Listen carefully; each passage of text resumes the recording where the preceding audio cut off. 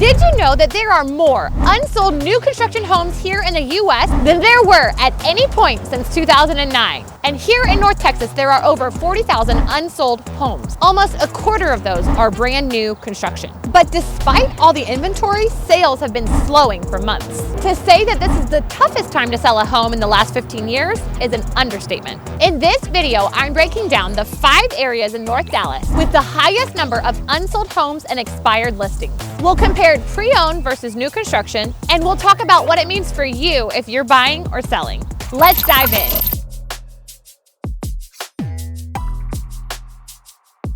I'm Emily Herrinda, Dallas area realtor, and my husband Tim and I have been helping people just like you buy and sell houses here in the DFW Metroplex since 2015.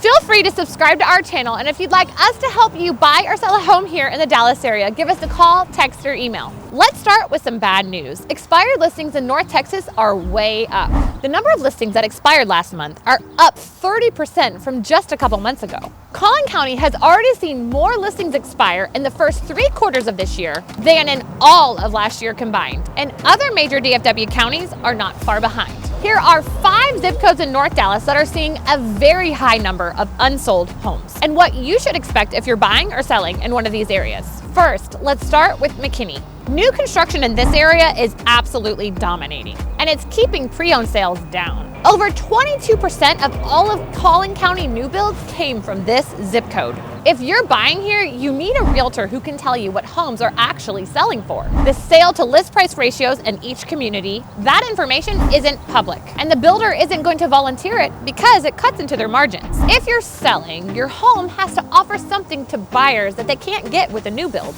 Maybe it's a bigger lot, a pool, or an assumable mortgage. If there's nothing that sets your home apart, it might be better to wait.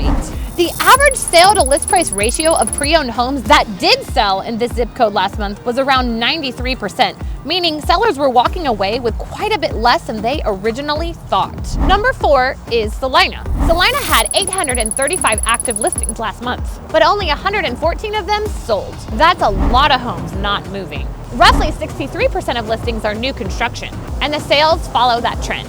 When I looked into which pre-owned homes were selling, a few patterns stood out. Light Farms is one. Builders there are nearly done. Much of the community feeds into Prosper ISD, and it's got one of the best community vibes in all of Dallas. Homes on acre lots made up about 20% of pre-owned sales. Another 20% were homes with pools, and a handful of older homes in downtown Celina also. The takeaway? Pre-owned homes that are selling offer something unique and a feature that builders cannot replicate. If your home doesn't offer that, price is your only real competitive edge. Next is Princeton. Here's a wild stat. 83% of all sales last month were new construction.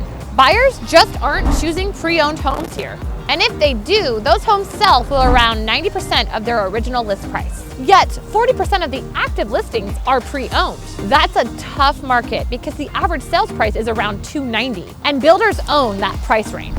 Many sellers are choosing to lease their home out instead. But even then, 27% of homes listed for rent last month actually found a tenant. If you're considering buying in Princeton, make sure that you're gonna be here for the long haul. If you aren't sure, I would look elsewhere. Next is Aubrey. Aubrey has roughly 870 active listings right now. There are sales happening, but not nearly enough. So a lot of homes are just sitting. One of the biggest red flags here is pricing. Nearly half of the homes listed, around 47%, are priced over $500,000. But only 18% of sales this year have been in that range. So the question is, are these homes worth that much? Or are buyers starting to realize Aubrey may have been overhyped? While there is plenty of new construction, a lot of listings here are pre-owned. If you're buying, be picky about your community, location, convenience, build quality.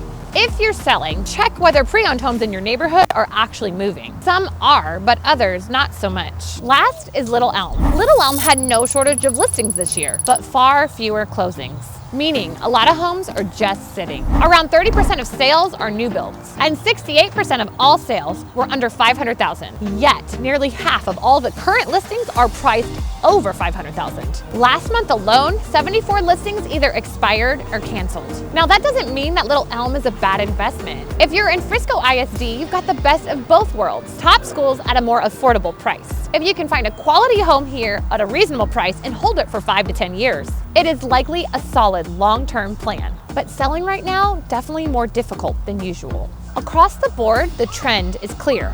North Dallas is dealing with a lot of unsold homes, especially where new construction is competing directly with resale. If you're buying, this could be an opportunity, especially if you know where builders are discounting the hardest. If you're selling, you need to be strategic. Either bring something to the table that builders cannot, or be ready to price aggressively to compete. Well, if you would like to have a conversation about what it would look like for you to buy or sell in one of these areas, give us a call, text, or email. We'll see you next time.